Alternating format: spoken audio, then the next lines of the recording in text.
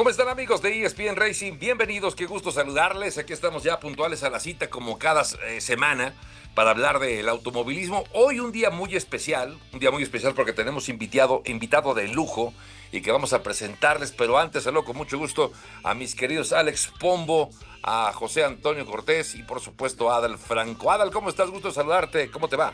¿Qué tal, Javier? ¿Cómo estás? Fuerte abrazo para ti, para Pepe Toño, para Alex y ya estarás presentando a nuestro invitado especial. Yo siempre digo, es un orgullo para México por todo lo que ha hecho para el automovilismo internacional, pero siempre con la bandera de México por delante. A mí me llena de mucho orgullo siempre y platicar con él me da mucho gusto también. Se le quiere y se le aprecia mucho. Ya lo Sin presentarás tú. duda. Creo que todos coincidimos en lo que acabas de decir. Adal. Pepe Toño, ¿cómo estás? Manteles largos, la verdad es que siempre es un lujo tener a este invitadazo, no voy a decir todavía el nombre, este invitadazo con el que he tenido el gusto de trabajar alguna vez, que lo puedo llamar mi amigo, pero que es una leyenda y me enorgullece mucho poder, cada vez que hablo con él, cada vez que hablo de él con alguien, me lleno de orgullo. Y no es para menos, no es para menos. Vamos a la sucursal de Maranelo en el estado de Morelos con Alex Pombo. Alex, ¿cómo estás? ¿Qué tal, Javier, Adal, Pepe Toño? Y pues sí, como dices, toda la historia del automovilismo mexicano, internacional y momentos claves a lo largo de la historia del automovilismo internacional con el invitado el día de hoy. La verdad es que es un honor que nos acompañe, pero bueno, pues ya te dejo para la presentación y para entrar en materia.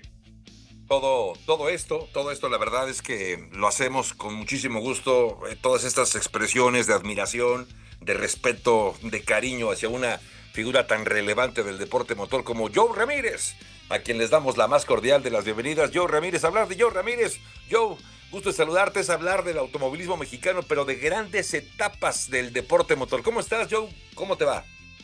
Muy bien, sufriendo el calor como todos aquí en Europa.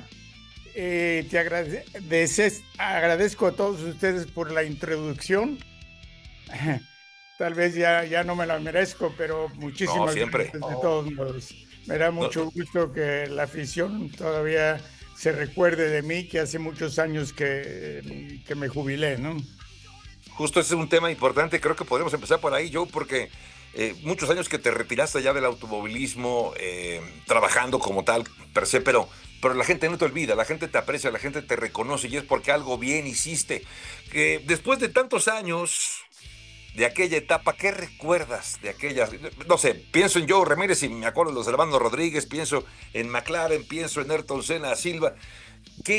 ¿Cómo ves aquella etapa que viviste, más allá de lo que tú viviste, también la etapa en esos momentos tan importantes del deporte motor, Joe?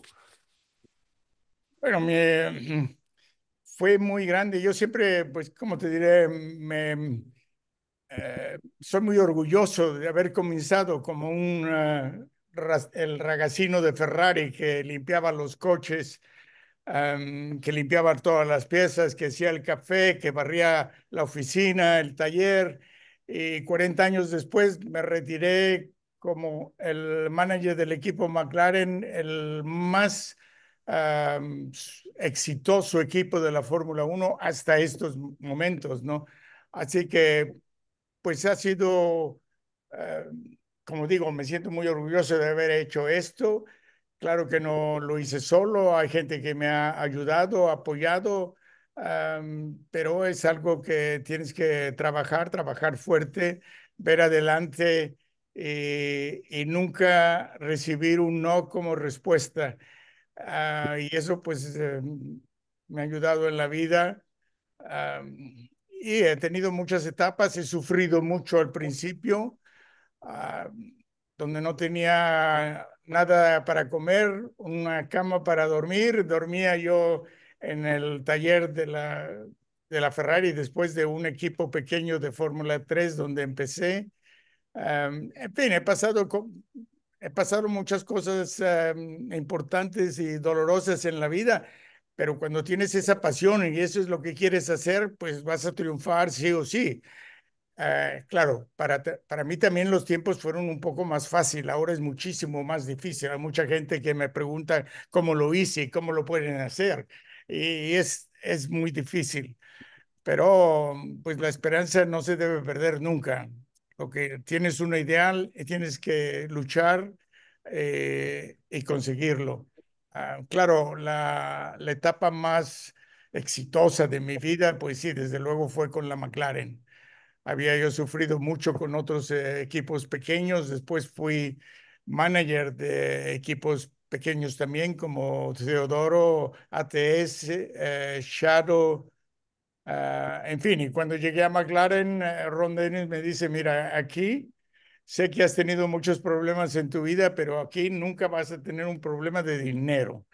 Aquí lo único que tienes que hacer es comprar lo mejor para el equipo. Del dinero no te preocupes, que eso me preocupo yo. Tú compras lo mejor de lo mejor para el equipo.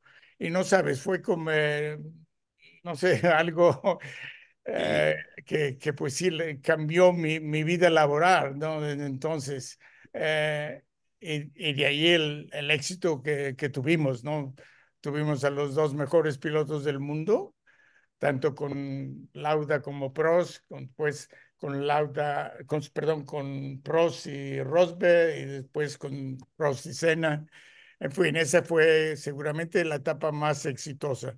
Pero las otras etapas también tenían ah, su cosa sí, importante, ¿no? claro. Siempre bonito no depender de alguien, ¿no? Eres el jefe, si lo haces mal, pues tú eres el culpable, ¿no? No puedes culpar a nadie. Si lo haces bien, pues te llena de orgullo, sí. En fin, mm, Yo te no sé. preguntaría, de todos los pilotos con los que trabajaste en la vida, que tuviste que trabajar cerca, y yo sé que Ayrton Senna tiene un lugar en tu corazón, más allá de Ayrton, ¿con quién te encariñaste más? ¿Con qué piloto estuviste más cercano? Y si me quieres decir que nada más fue Ayrton y todos los demás fueron iguales, pues tú dime. No, no, desde luego que no. Bueno, Ayrton era, como te diré, éramos latinos los dos, nos entendíamos mejor, hablábamos casi el mismo idioma, portuñolo, y sí, nos lo llevábamos muy bien, pero también fui muy amigo y lo sigo siendo de Alan Prost. Alan era completamente diferente de carácter, pero un corredor excepcional. Por eso lo llamaban el profesor, porque era una cosa, era tan clínico, una cosa en las pruebas. Siempre me recuerdo si Ayrton hacía 1.25.4, pues él tomaba el coche, hacía 1.25.3. Y si Piquet va y sale y hace 1.25.2, pues Prost se vuelve al coche y hace 1.25.1. Y digo, pero ¿cómo puedes hacer eso? Era un profesor, solo corría al nivel que se necesitaba. Um, las carreras que ganó, la ganó porque esa constancia que tenía, era incapaz de cometer errores y de andar siempre al 100% que se necesitaba para ganar. Ah, por eso que está todavía vivo. Claro. Alex Hadal, Oye, Joe, hablabas obviamente de los pilotos, de tu historia, sabemos que tuviste una relación cerca con Pedro y con Ricardo. ¿Tú con quién te llevabas más en ese momento y qué tan difícil fue lo de Ricardo allá en 1962? Oh, lo de Ricardo fue un golpe durísimo porque Ricardo y yo éramos de la misma edad y más o menos del mismo temperamento. Ricardo era un tipo que le encantaba bromear, le encantaba las fiestas, se cuidaba mucho, era muy profesional, no bebía cuando hay carreras, pero si ganaba algo las festejaba muy bien. Pedro era un poco mucho más introvertido. Ricardo era muy extrovertido y Pedro era lo extrovertido de Ricardo. Él era introvertido. No le gustaban tener amigos dentro de las carreras, porque siempre decía, si yo soy muy amigo de otro piloto, cuando estamos corriendo rueda a rueda, pues como que voy a interpretar más bien lo que va a hacer o lo que no va a hacer. Y yo prefiero no tener amigos cercanos con los que estoy corriendo, porque cuando estamos corriendo juntos, pues él va a saber tal vez más cómo voy yo a reaccionar dentro del coche. Prefiero que no lo sepa. En fin, era la manera que como él describía que por qué no tenía tanto amigos dentro de las carreras. Pero sí, con Ricardo, él me ayudó muchísimo como amigo. Y fue una lástima. Yo estaba en Italia cuando él se regresó de Italia a correr en el primer Gran Premio de México, que no era ni siquiera puntuable para el Campeonato Mundial. Me acuerdo que yo lo llevé al aeropuerto en Milán con él y Sarita. Me dejó su bicicleta, me dejó uno de sus cascos y inclusive me dejó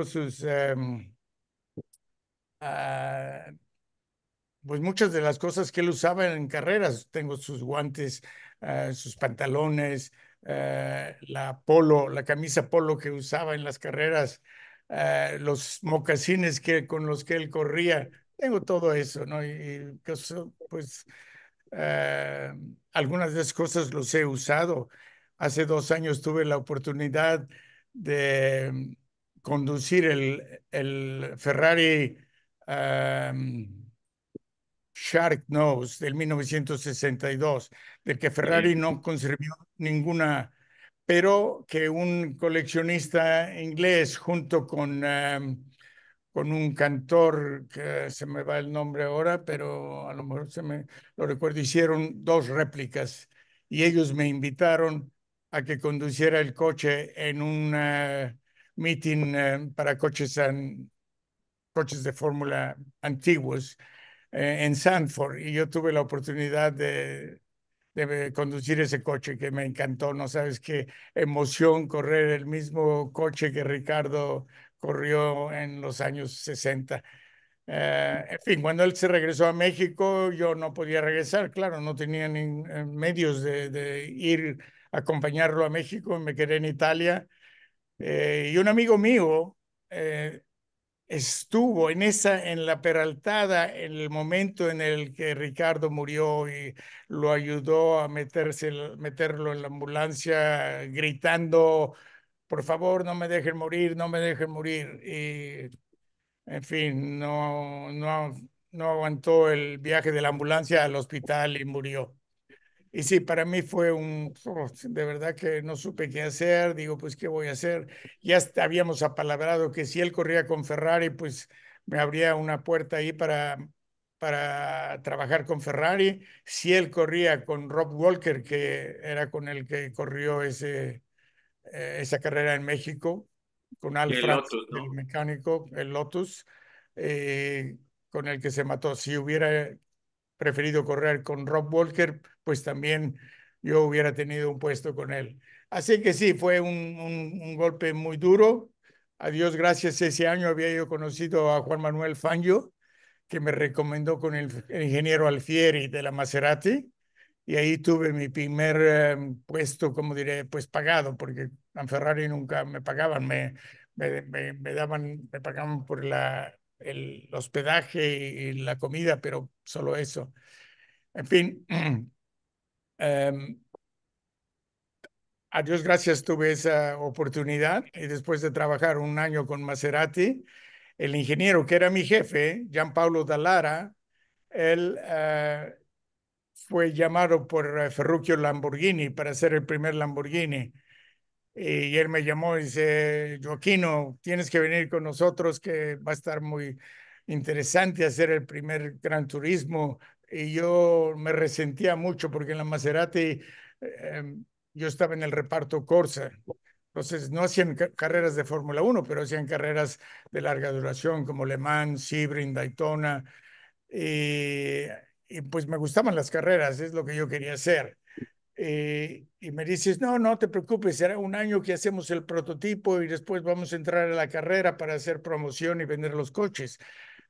Pero llegó al final de año, sí, me fui con él y fue un año fantástico porque estuve interesado en todo, ¿no? En la construcción del motor, del chasis, la carrocería, la suspensión, los frenos, la caja de velocidades, en todo, todo, todo.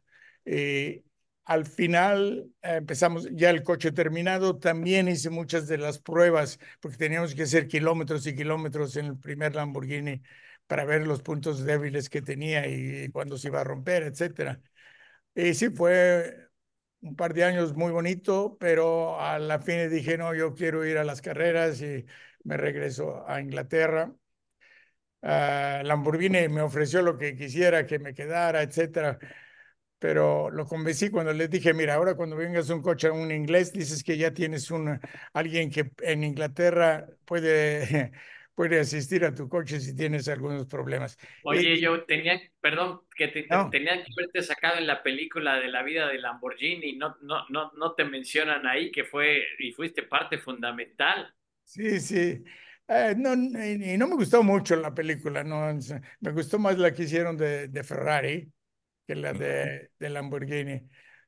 Y fue una injusticia porque Lamborghini era un grandísimo personaje. No tienes qué gusto de trabajar. Era un hombre que pues se hizo solo y se remangaba las camisas y venía al taller y te ayudaba y era muy bien, trabajaba muy bien con sus manos y no, yo he tenido suerte, la verdad. Todos los jefes que he tenido, he aprendido de todos.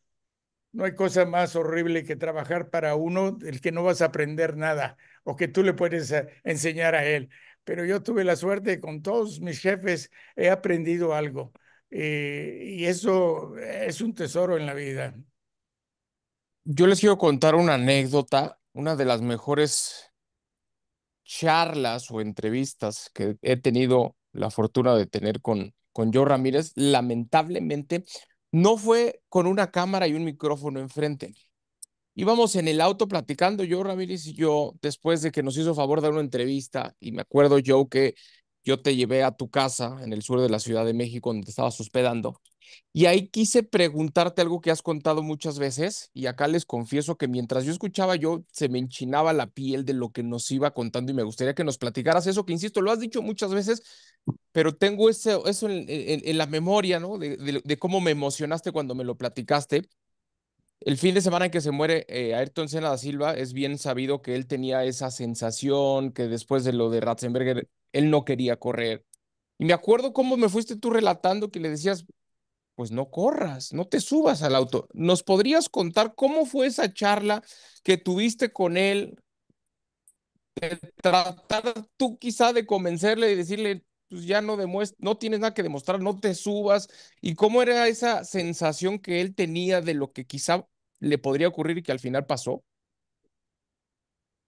Sí, es cierto, se ha hablado mucho de esto y la verdad fue un weekend desastroso. No sé si te acuerdas primero el viernes con el accidente A ah, Rubens. El de Ratzenberger. Barrichello, Ah, sí, viernes, sí, primero. que a Dios gracias fue un accidente muy aparatoso, ¿no? Y aproximadamente solo se rompió un poco la nariz, pero estaba bien. Y al día siguiente, Ratzenberg, era un tipo que me acuerdo el jueves lo había conocido. Bueno, los dos juntos fuimos a firmar, que tenías que firmar el jueves antes de las pruebas con la FIA, presentar tu licencia. Era un poco, pues, a la antigua, como se decía, ¿no? Ya no se hace así hoy, pero fuimos a firmar. Y cuando fuimos a firmar, Rosenberger llegó más o menos al mismo tiempo, ¿no?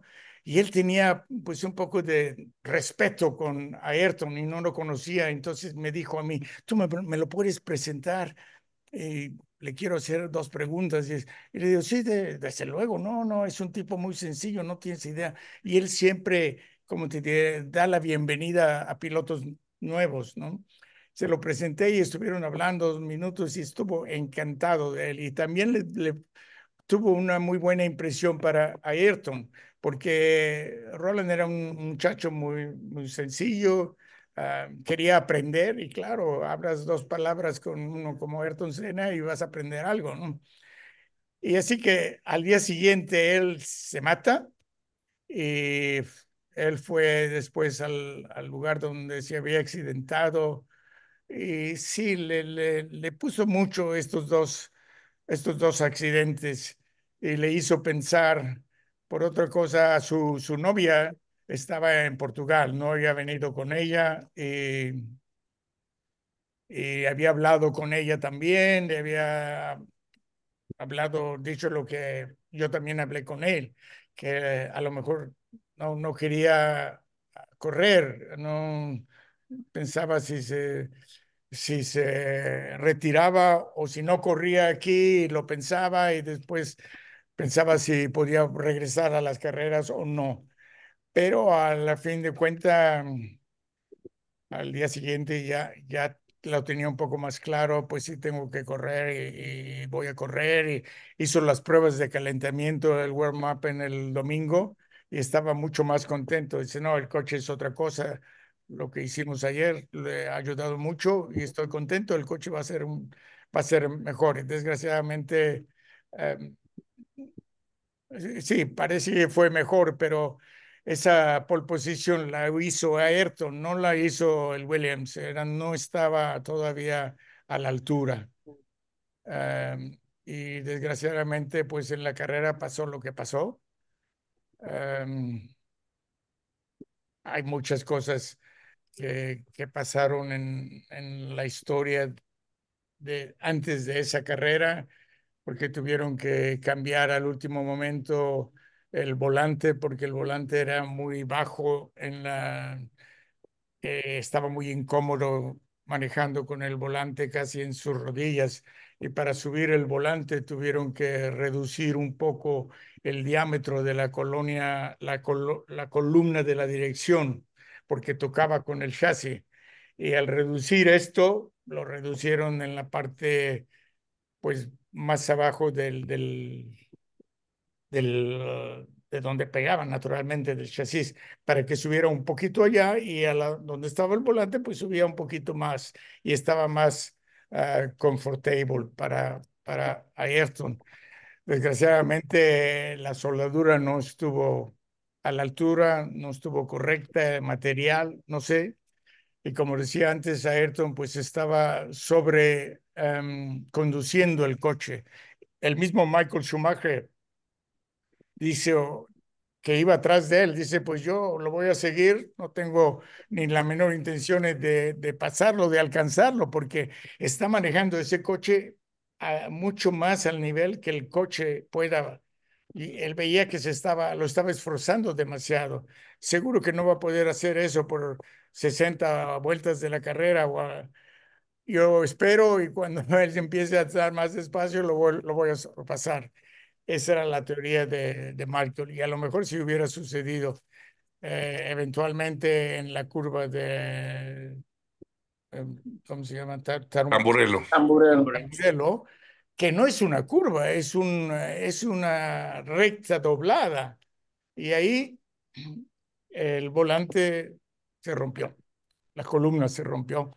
Y también la más lástima de todo es que en esa parte donde había un river, un río, y había una pared de concreto, que normalmente podían una fila de llantas viejas ahí.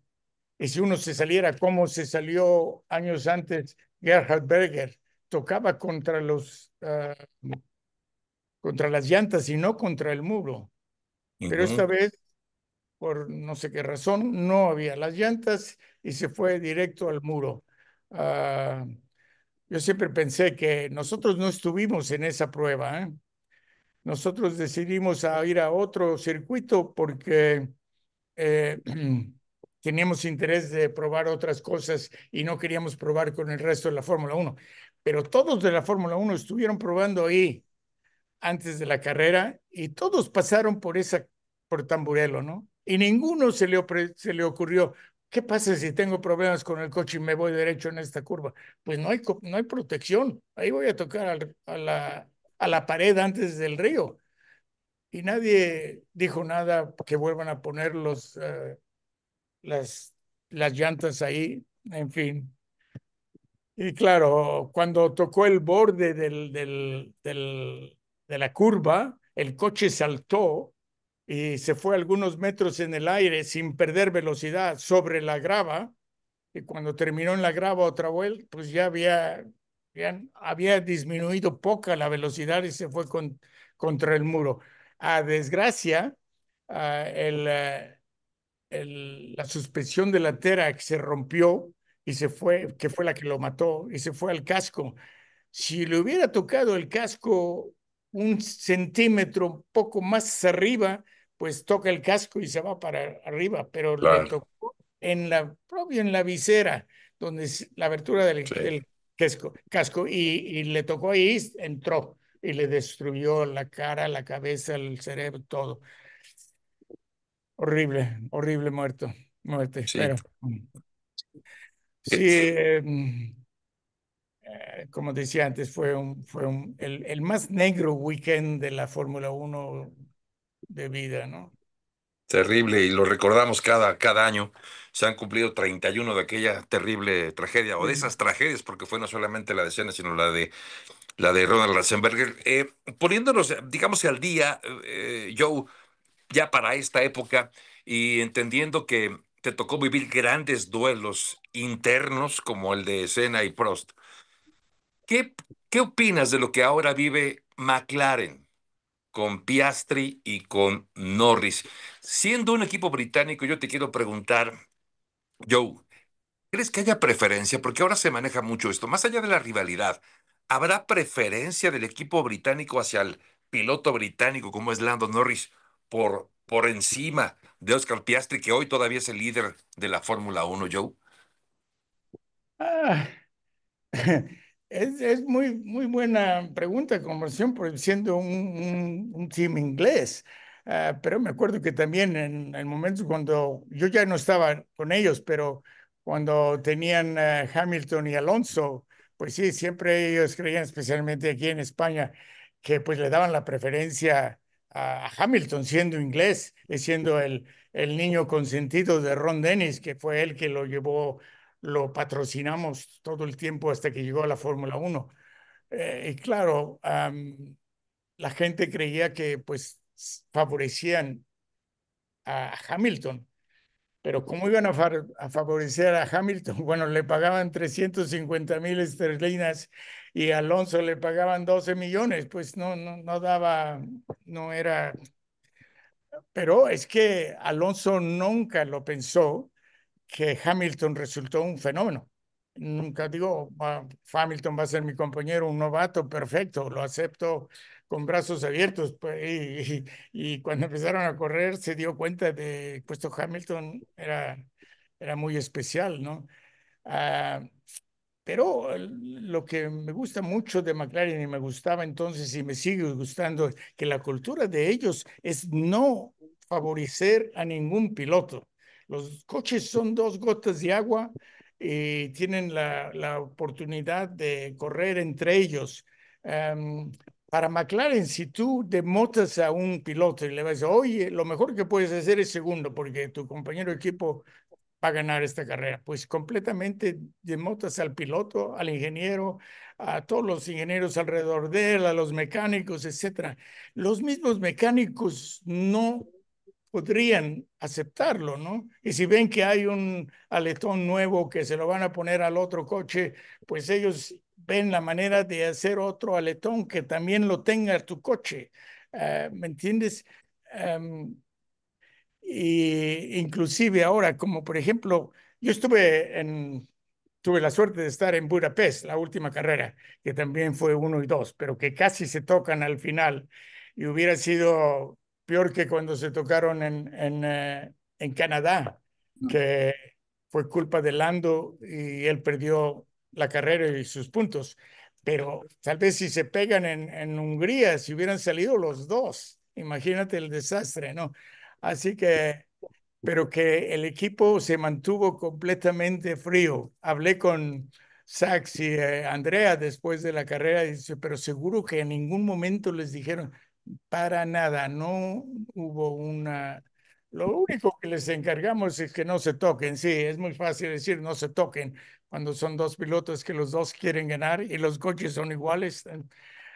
Y tuvieron pues la firmeza aunque si el corazón estaba palpadeando mucho, de no decir nada y dejarlos correr hasta el último momento. Y como va la situación, yo estoy seguro que el campeonato se va a decidir en Abu Dhabi y que no va a haber órdenes de equipo. Y eso es algo que en la historia de McLaren nunca se ha hecho y ahora que es un completamente nuevo management, nueva dirección, todo nuevo, el mensaje y la cultura del McLaren sigue siendo la misma. Dejarlos correr. Es una competición. No podemos defraudar al público que viene a pagar. En mis tiempos era igual, ¿no? Y en el 88, que fue nuestro año más glorioso, ganamos 15 de 16 carreras. Ayrton ganó 8 y Alain ganó 7. Y si a Alain no se le rompe el motor en Monza, Alain hubiera ganado y hubiéramos hecho 8 y 8. Uh, en fin, uh, como digo, estuve en Budapest y me gustó mucho que sigan así. Y vamos a ver en Abu Dhabi cómo, Sí, cómo claro. resulta. Oye, Joe, ¿tú ves alguna similitud? Mucho se habla de esa época Senna-Prost y quieren, hay personas que ven alguna similitud entre ese duelo y el actual de Lando con Oscar. Y mucha gente dice, Oscar es una calca de Prost. Creo que hasta Prost ha dicho que le parece que se parece un poco a él. ¿Tú qué opinas de eso? Y te voy a comprometer con una última al final, que es, ¿tú quién crees que vaya a ser campeón de esos dos? Bueno, yo te lo digo con sinceridad porque yo tengo, a mí me gusta mucho Lando, porque Lando es un tipo, es un Ricardo Rodríguez, le encantan las carreras, le encanta lo que hace, le gustan las fiestas, le gusta divertirse, es un que goza la vida. Oscar es una máquina.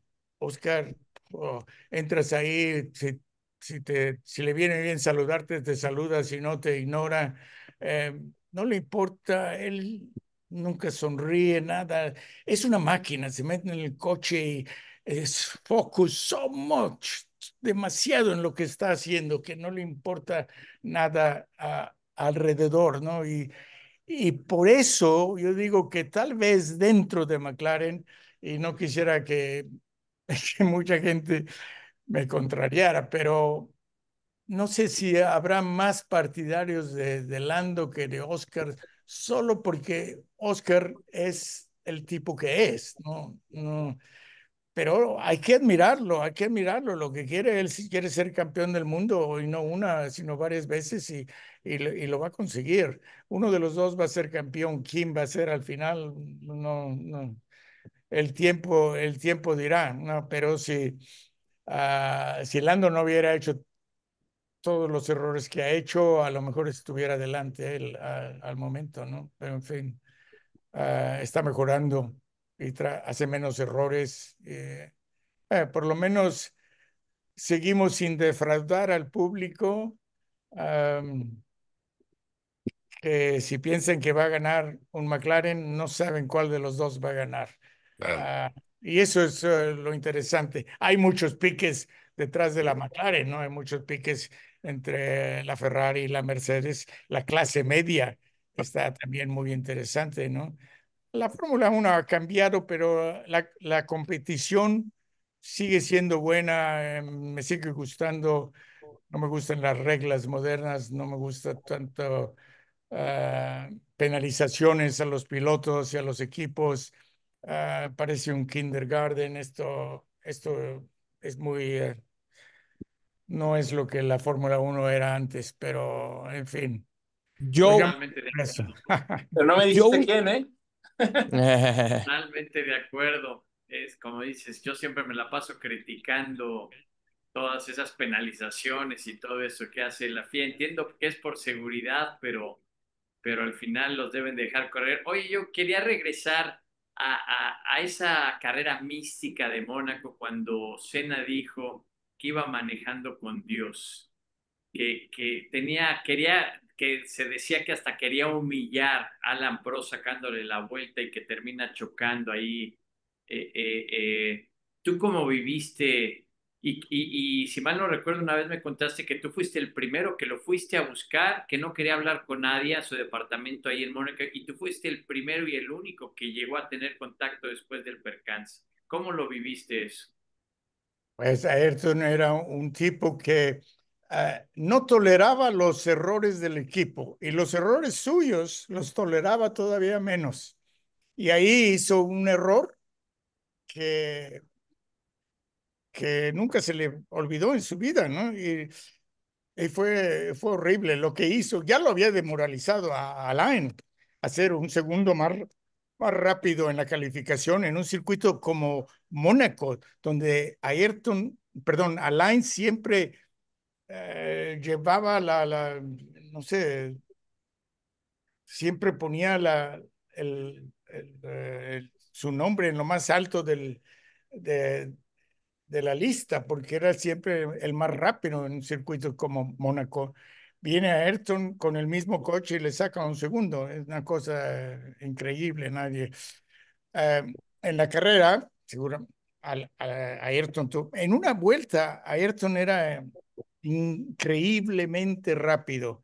Alain siempre lo aceptó diciendo, mira, yo he tratado de conducir el acto de la misma manera que lo hace Ayrton con el acelerador, pero no puedo. Y si él puede hacer eso y sacarme tanto en una vuelta de calificación y tener los 8 metros adelante, pues se los merece, porque lo hace muy bien. Y en esa carrera arrancó primero. eh, Alain era segundo, pero le robó la cartera al principio en la arrancada a Gerhard Berger y se estuvo atrás de Gerhard Berger por 56 vueltas, era una cosa increíble, ¿no?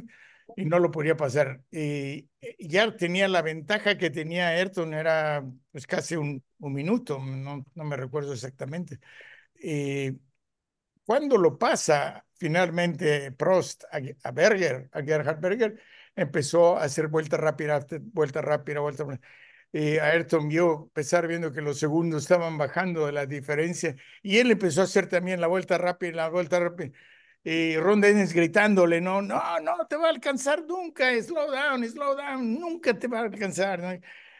Y claro, Alain seguía haciendo vuelta rápida y le costaba cortando la distancia, pero nunca lo iba a alcanzar, faltaban pocas vueltas.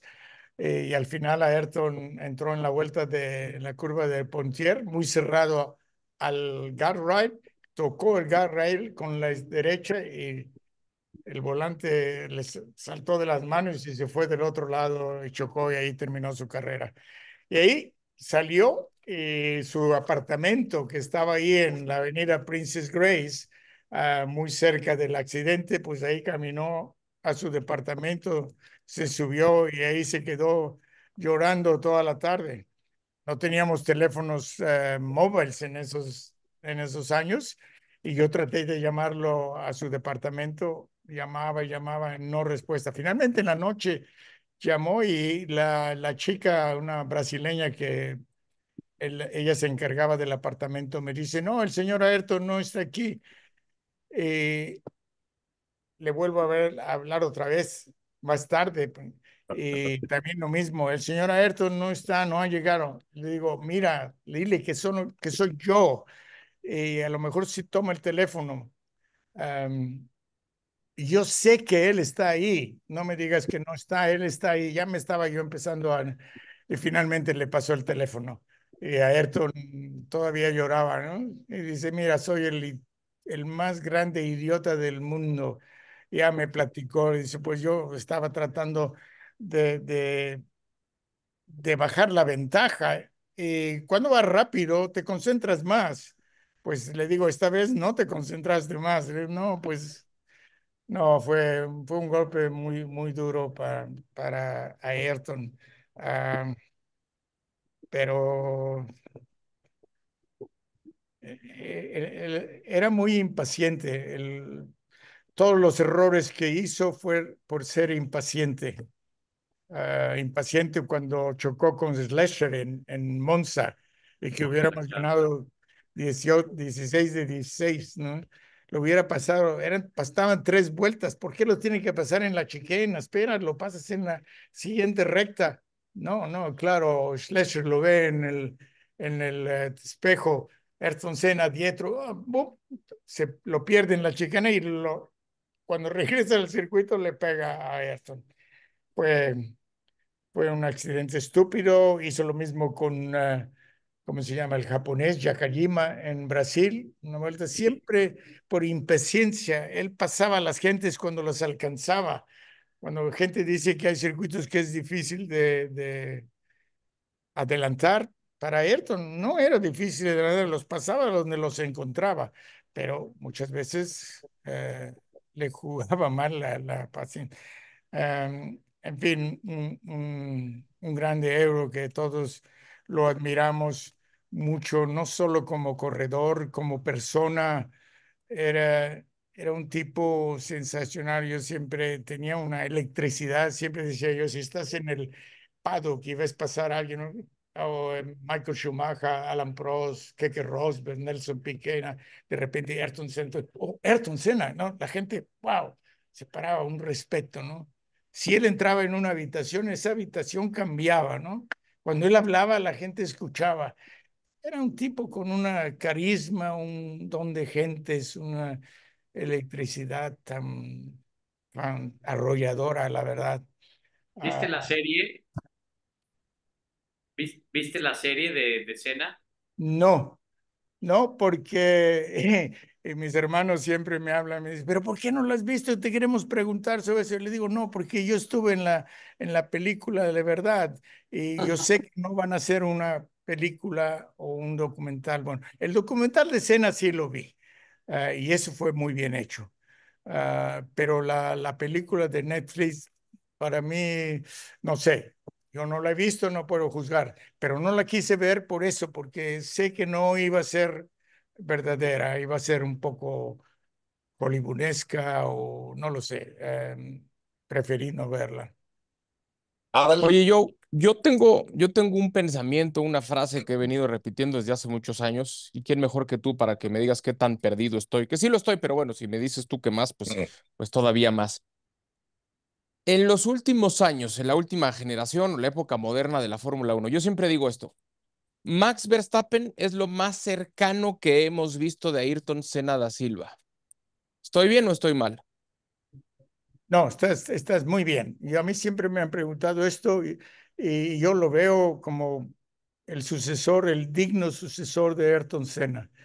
Tiene el mismo carácter, es el tipo que cuando ve un hueco, él lo agarra. Cuando hay una oportunidad, él no pierde oportunidades, es un tipo muy listo, muy bravo, muy rápido.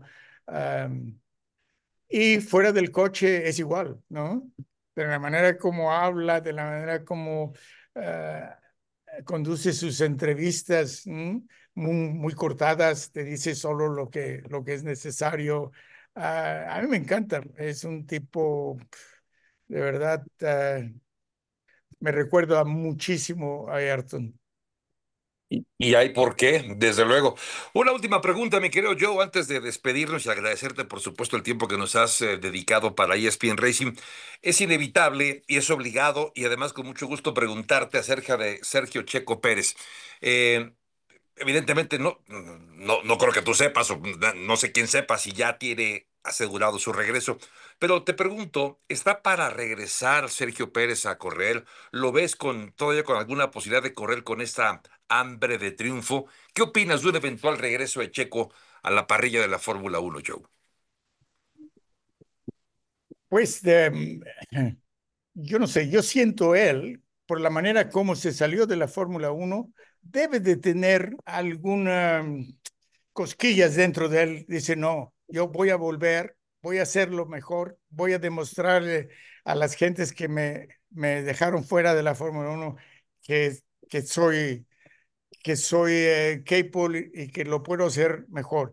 En fact, yo creo que ya se demostró, porque los otros pilotos que han puesto en su lugar no han servido, ¿no? El problema con Checo, no sé si le guste oírlo o no, pero el problema con Checo fue que se separó un poco de la carrera. Si tú eres un corredor de Fórmula 1, tienes que poner la Fórmula 1 en el desayuno, en la comida, en la merienda, todo el tiempo tienes que estar como Max Verstappen, que inclusive en su avión tiene un simulador para estar siempre en el simulador, siempre trabajando, siempre encontrando maneras como mejorarse. Y eh, no, Sergio le gusta mucho el dinero, ha hecho muchísimo dinero. ¿Cómo se llama? Su manager era muy bueno para conseguir buenos y hacer buenos contratos. Como todos sabemos, el contrato que hizo con Red Bull fue muy bueno. Entonces, le ha hecho mucho dinero. El nombre de Sergio es muy popular en toda a la América Latina. Tiene otros contratos muy millonarios, ha hecho mucho dinero, tiene muchos amigos, su familia está creciendo cada año. En fin, se ha tenido muchas distracciones que lo han sacado un poco de la Fórmula 1. Lo admita o no lo admita, ese fue su error. Si Red Bull le hubiera dado un poco más de tiempo y lo hubiera ayudado a que se involucrara, se volviera a involucrar un poco más en el deporte, en su profesión, lo hubieran conseguido. Fue solo un descuido porque el talento lo tiene. Y yo creo que lo vamos a volver a ver en cualquier coche que vuelva a correr, pero claro, no será, al principio no será un coche competitivo, no sé cuánto tiempo será para que lleguen a ser competitivos, o si cambia con otra escudería que sea más competitivo, no lo sé. Lo cierto fue que no le dieron demasiado tiempo, lo sacaron, son las reglas de Red Bull. Y sí, una pena porque para mí nunca fui muy. Sí, fue bastante, no puedo decir amigo porque diferencia de edad es muy grande, pero sí nos llevábamos bien, pero después no le gustó cuando yo lo critiqué porque él dejó la McLaren o lo sacaron de la McLaren, habiéndolo ayudado mucho a que entrara en la McLaren. Lo sacaron fuera por la manera que él se portó con McLaren y yo lo tomé muy, pues, como personal. Y sí, de ahí nos separamos un poco y ya no nos saludamos cuando vemos en carrera, pero nunca nos quedamos a platicar. Un saludo y basta. En fin, pero Oye, yo, como pero ahí en pilota yo McLaren, perdón que te necesito interrumpa, un mexicano en la Fórmula 1. Esa era oye, yo, perdón que te interrumpa, mucho se decía ahí de, ahorita que decías es que es difícil poder cortar, pero de cuando estaban en McLaren que había un grupo que quería a Checo y otro grupo que no quería a Checo. ¿Es cierto esa división interna de McLaren? Sí, sí, un poco. Inclusive el jefe de McLaren entonces, Martin Whitmarsh, él siempre decía que Checo era un diamante que se tenía que pulir, que él era un diamante bruto, ¿no? Pero es que la forma como Checo se comportó con el resto del equipo, que le decían, pues tenemos que ir más que nada ¿cómo se llama? Marketing. Tenemos que hacer una promoción para este patrocinador o para este otro sponsor, etcétera. Y Checo o no iba o llegaba tarde, era muy difícil. Y cuando probaban cosas, Checo a lo mejor no quería probar algo, entonces era un poco una pelea entre los ingenieros y marketing para hacer lo que querían hacer para desarrollar el coche o para marketing. Porque Checo, en pocas palabras, yo creo que se le subió mucho, que de repente ya estaba en un equipo puntero y se le subió sus zapatos, eran demasiado grandes para él. En fin, no sé. eh, Pero creo que aprendió, ¿no? Aprendió mucho de esa lección. sí, sí. Fíjate que A mí nos separamos porque yo escribí algunas cosas que eran ciertas, pero que a él no le gustó. Pasaron un poco de tiempo y estábamos en México y estábamos ahí en el restaurante que hay en Los Pits en México, y él estaba haciendo una entrevista. Yo estaba sentado en una mesa cerca de donde él estaba a mis espaldas y yo estaba oyendo toda la conversación. Y en esa entrevista fue muy sincera y me encantó lo que dijo, porque dijo, sí, ah, ¿cómo te diré? Reconoció que había hecho errores de juventud, que se había creído mejor de lo que era, y que le había costado reconstruir otra vez su nombre y su posición en la Fórmula 1, que aunque Martin Whitmar también lo ayudó a que él fuera con la Sauber. Um, en fin, me dio mucho gusto porque todos hacemos errores de juventud. Los hizo Michael Schumacher, los hizo Fernando Alonso especialmente. Um, Lewis Hamilton, todos han hecho errores al principio, ¿no? Llegan muy rápido a ese liderato en el deporte, ganar cantidades obscenas de dinero y se les va a la cabeza y creen que pueden hacer lo que quieren. Y si no se controla eso bien, pues te va, te va a mandar mal. Ya le pasó a Jenson Button, que tuvo que ser Flavio Briatore que lo puso otra vez en el buen camino, porque así pasa con casi todos, ¿no? Claro. Pues Joe, ha sido una auténtica delicia haberte escuchado, como Sí, siempre, un hombre. lujo tenerte. Joe, de verdad, muchísimas gracias. No sé si alguien quería decir algo más antes de Yo nada despedirnos. más quería ver si Sí, sí, rapidísimo, nos puedes decir algo sobre Hamilton, de lo que está pidiendo ahorita Hamilton. ¿Qué eso. opinas de las dificultades que está teniendo para adaptarse a ese coche y a estos reglamentos, este Y reglamento? sus quejas, ¿no? Y para mí, hablé unas palabras con él en Budapest, porque se castigó tanto. No sé si oíste Sí, Sí. wow, lo veías, se estaba barriendo el suelo con la barba, ¿no? Sí, y digo, Luis, no puedes decir eso, no puedes hacer eso, has tenido un mal día, todos tienen un mal día en la oficina, pero te vas a recompensar, no. Sí, me pareció mucho que es un tipo que no tiene nada que probar. 7 campeonatos del mundo, wow. No, Pero no. será sincero, Joe, ese pensamiento que está expresando de él mismo, ¿será sincero? ¿Sí creerá él que no le está sirviendo a Ferrari, que Ferrari necesita otro piloto? ¿Tú crees que sí es sincero?